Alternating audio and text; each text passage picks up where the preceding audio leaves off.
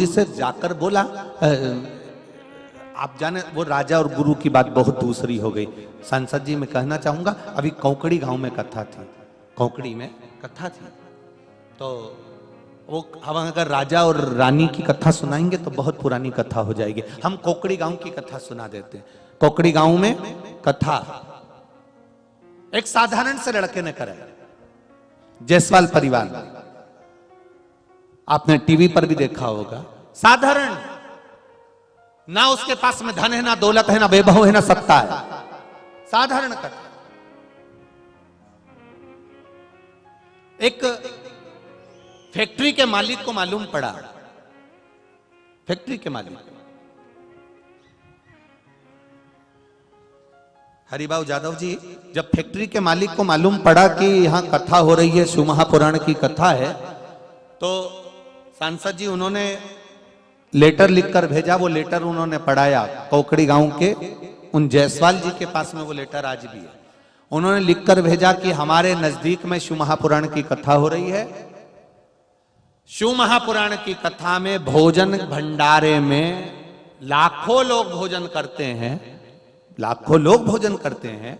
इतने लोग ठहरते हैं, 25-25, 50-50 हजार लोग तो केवल पंडाल में सोते हैं, तो वो भोजन वही करते हैं। तो उन्होंने लिखकर भेजा कि हमारी बहुत बड़ी फैक्ट्री है, हमारे पास में बहुत बाबा की कृपा है, तो जायसवाल जी तुम्हें किसी के पास जाने की जरूरत नहीं है। जितना भी भोजन भंडारे में चावल जाए, सामान जाए, उनकी सीमेंट की भी फैक्ट्री थी और राइस मिल भी थी। तो उन्होंने कहा कि जितना भी चावल जाए और जितना भी सामान जाए वो हमारे यहां से जाए। अब देखिएगा जरा सांसद जी, हमारे यहां से जाए। अब बात समझना जरा, उन्होंने लिख दिया हमारी इतनी फैक्ट्री है और हमारा ये वैभव है और जो भी जाए वो हमारे यहां से जाए। अब कौकड़ी गांव में कथा, भक्त तो भक्त हैं, शिव के भक्त तो बड़े अड़भंगी होते हैं महाराज। कोई आया एक गाड़ी भरकर आलू ले आया, कोई आया, हमने ये बात कथा में भी कही, एक गाड़ी भरकर बैंगन भट्टा ले आया, कोई एक गाड़ी भरकर टमाटर ले आया, कोई एक गाड़ी भरकर चावल ले आया, कोई एक गाड़ी भरकर आटा ले आया, कोई एक गाड़ी भरकर तेल ले आया। सांसद जी भोजन पूरा समाप्त हो गया, 7 दिन की कथा पूरी हो गई, भंडारे में इतना सामान एक्स्ट्रा रह गया कि 7 दिन की कथा में और 10,000, 50,000, 1 लाख आदमी भोजन कर ले। जब फैक्ट्री के मालिक के पास में खबर गई, साहब वो कथा हो गई है बाबा की कृपा से, तो उन्होंने तुरंत अपनी मिल, राइस मिल वाले को बुलाया कि कितना चावल गया, कथा में कितना चावल गया। साहब वो मांगने तो कोई आया ही नहीं। सामान कितना गया, साहब अपने यहां पर कोई मांगने नहीं आया, कथा सुनने जो आए थे वो ही इतना लेकर आए थे कि कथा पूर्ण का आनंद देकर चले। शिव तत्व देखिए, शंकर की कथा, शिव को तुम्हारा वैभव नहीं चाहिए, शंकर भगवान को तुम्हारी दौलत नहीं चाहिए, शंकर भगवान को तुम्हारा धन नहीं चाहिए, शंकर भगवान को तुम्हारा वैभव नहीं चाहिए। किसी दूसरे मंदिर में जाते तो भले पीतांबर ले जाते, अंबर ले जाते, धन ले जाते, 56 भोग ले जाते, मेरे महादेव को ना 56 भोग भी नहीं चाहिए। मेरे महादेव को तो एक चावल का दाना, एक बेलपत्र और एक लोटा जल, और वो भी नहीं है तो 3 बार ताली, वो भी नहीं है तो शिखर का दर्शनम सर्व पाप नाशनम। मेरे महादेव को कुछ भी नहीं चाहिए, तुम्हारा धन, तुम्हारा वैभव, तुम्हारी सत्ता, तुम्हारी दौलत, तुम्हारा धन वैभव सब तुम्हारे पास में रखिए, उनको नहीं चाहिए।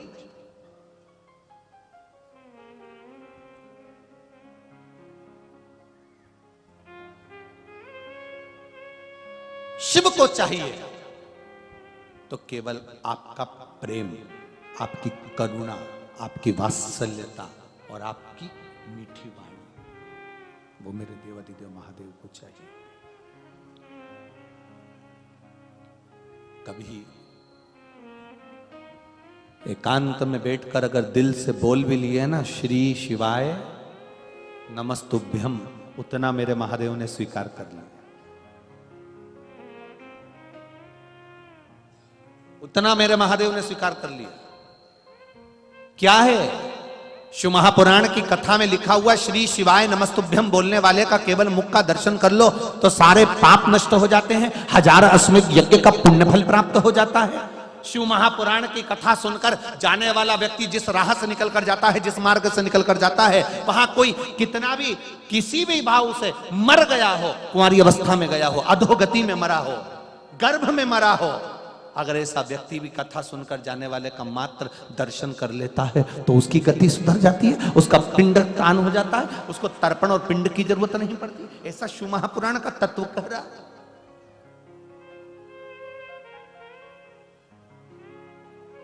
1000 वर्ष तक चंद्रभागा नदी ने तप किया है, और 1000 वर्ष तक चंद्रभागा तप करती है, और चंद्रभागा के तट पर हजारों वर्ष तक देवऋषि नारद तप करते हैं। 1000 वर्ष तक। केवल एक थोड़ा सा अहंकार झलक गया था देवऋषि नारद के जीवन में, थोड़ा सा अहंकार। उन्होंने कामदेव पर विजय प्राप्त कर ली थी और शंकर जी से जाकर कह दिया था, मैंने कामदेव को जीता है। शंकर जी ने इतना कह दिया था, ये रुद्राक्ष की माला पहनो, मैं बड़ा प्रसन्न हूं क्योंकि आपने कामदेव को जीत लिया। पर भगवान विष्णु को मत कहना कि तुमने कामदेव को जीता है। पर देवऋषि नारद के भीतर इतना अहंकार, इतना अभिमान जाग गया था कि उन्होंने भगवान विष्णु के सामने जाकर कह दिया, जिसको महादेव नहीं जीत पाए उसको मैंने जीता है। धन तुम्हारा है, वैभव तुम्हारा है, सत्ता तुम्हारी है, दौलत तुम्हारी है, सब कुछ तुम्हारा है, पर जीवान भी तुम्हारी है, जिब्या भी तुम्हारी है। बहुत सोच समझ कर बोलना पड़ेगा, बहुत सोच समझ कर।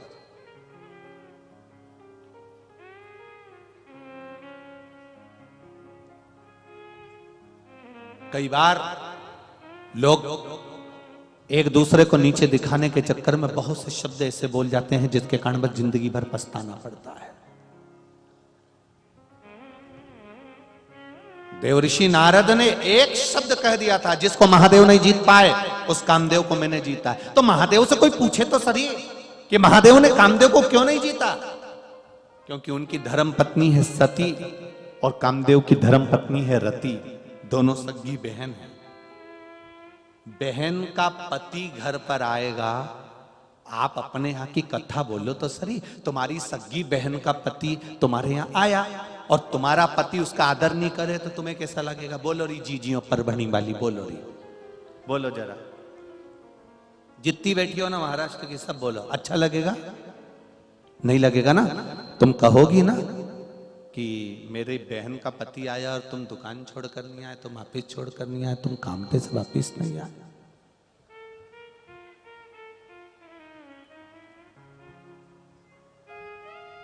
पति कहेगा मैंने दुकान पे उनसे मिल लिया था, भले मिल लिए थे पर कम से कम आधा घंटा तो देते थोड़ा बहुत तुमको। कौन किसके यहाँ आ रहा है? थोड़ी देर के लिए मेरे बहन का पति आया था, दामाद आए थे और तुम मिले नहीं।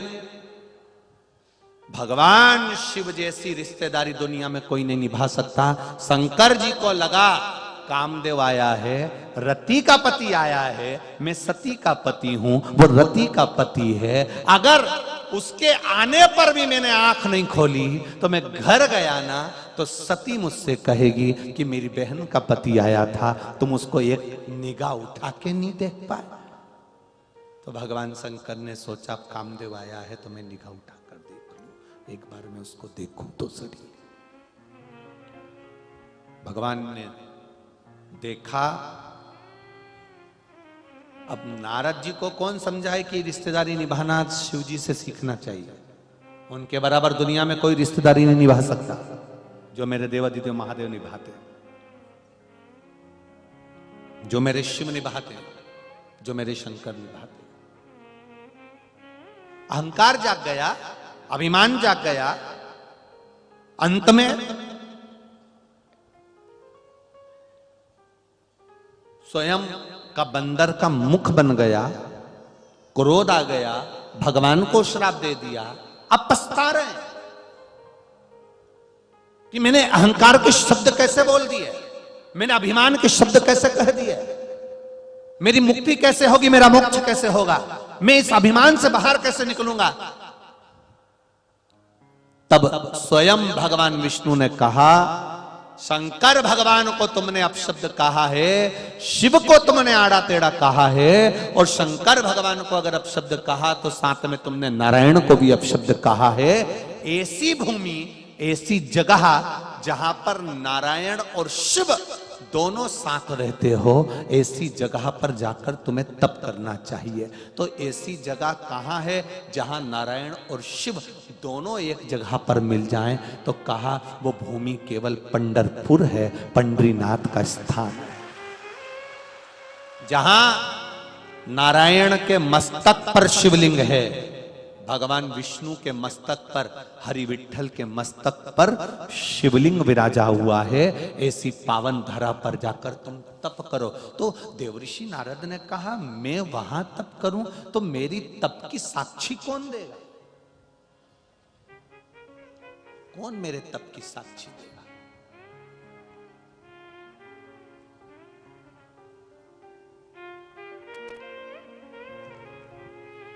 तब की साक्षी कौन दे? बहुत जोरदार कपड़े पहनो तुम, बहुत अच्छी साड़ी पहनो तुम, और कोई तुमसे एक बार भी नहीं बोले कि तेरी साड़ी अच्छी लग रही है, तो कितना बुरा लगे। कि एक बार किसी ने नहीं किया, मैं इतनी साड़ी लाई, अच्छी लाई, जोरदार लाई, मैं रोज पटली डाली, पटली डाल के पिन लगाई, पिन लगा के मैंने सिर पे भी ली, उसके बाद भी किसी ने नहीं किया कि इतनी जोरदार साड़ी पहनी। तो साक्षी नहीं दी किसी ने कि इसमें साक्षी तत्व।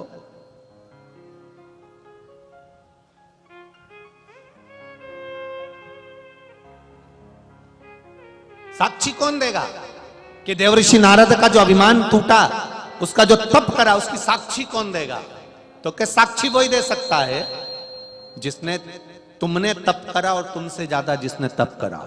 देव ऋषि नारद कहते हैं, मुझसे ज्यादा तप कौन कर लिया? कौन करा होगा और कौन करेगा? मुझसे ज्यादा तप कौन करेगा और मुझसे ज्यादा तप समुद्र में कौन जाए? कौन कर सकता?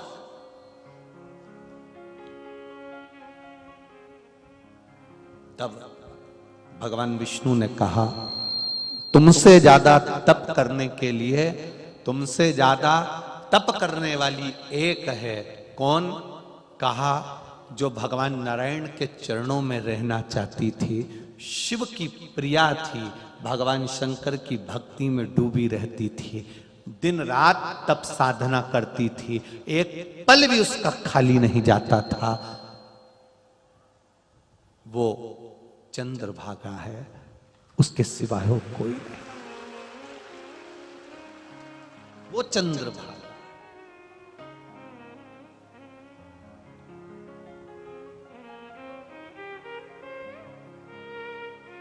वो कोई साधारण नहीं है। चंद्रभागा के तट पे रहते हरि विठ्ठल हैं।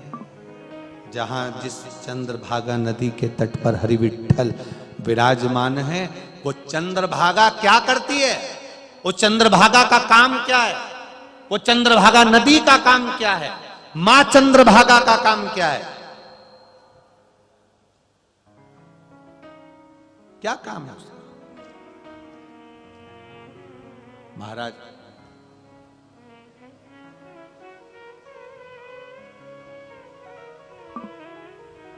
क्या काम हो सकता है? जिस ऋग्वेद में चंद्रभागा का नाम दिया गया है, ऋग्वेद में चंद्रभागा का नाम है, महाभारत में चंद्रभागा का नाम है,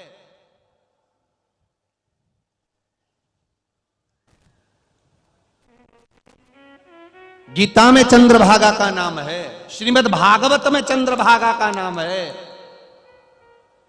द्रौपदी ने 1000 वर्ष तक तप करना चाहा है चंद्रभागा नदी के तट पर। कौन है चंद्रभागा? क्या काम है इसका? एक काम चंद्रभागा का सबसे प्रबल है। क्या काम है चंद्रभागा का? देखिए देव ऋषि नारद की कथा शिव महापुराण क्या कह रही है। देव का शिवलिंग बनाकर देव ऋषि नारद ने तप करना प्रारंभ करा। देव ऋषि नारद ने जो तप करना प्रारंभ करा, तप करते करते देव ऋषि नारद को केवल थोड़ा ही समय निकला था और चंद्रभागा का बल देव ऋषि नारद को प्राप्त हो गया और भगवान शंकर ने आकर देव ऋषि नारद को श्राप से मुक्त किया, अहंकार से मुक्त किया। तो देव ऋषि नारद ने कहा कि भगवान विष्णु तो बोले थे कि मुझे हजारों वर्ष तक तप करना पड़ेगा, हजारों वर्ष तक मुझे तप करना पड़ेगा, तब जाकर मैं श्राप से मुक्त हो पाऊंगा, तब मैं जाकर अहंकार से मुक्त हो पाऊंगा। पर मैंने तो इतना तप भी नहीं करा, फिर मुझे इतना फल कैसे मिल गया?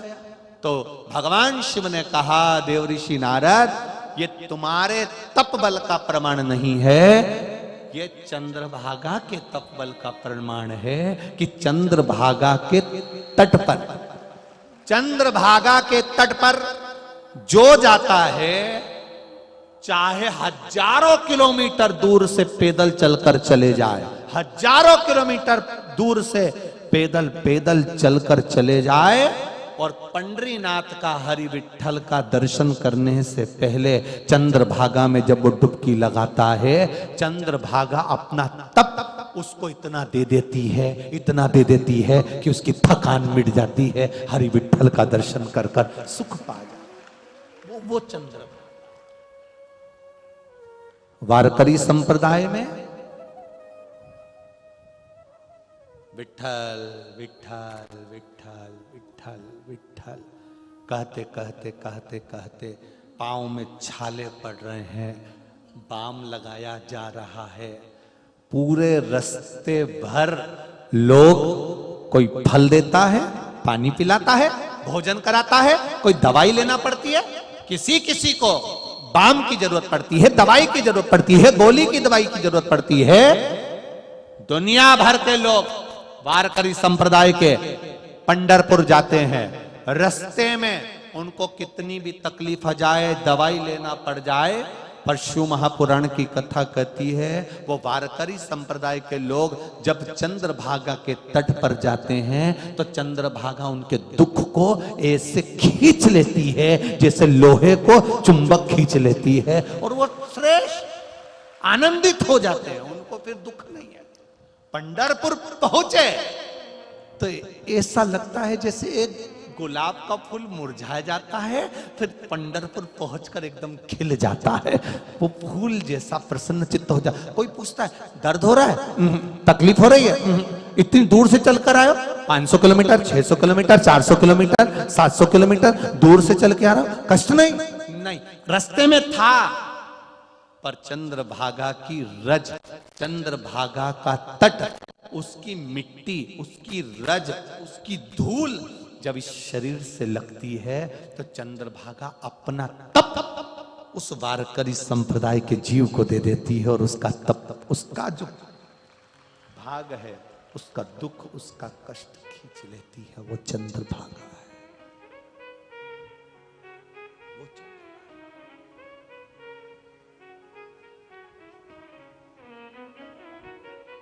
इसीलिए हरिओम में ओम समाया है, मेरा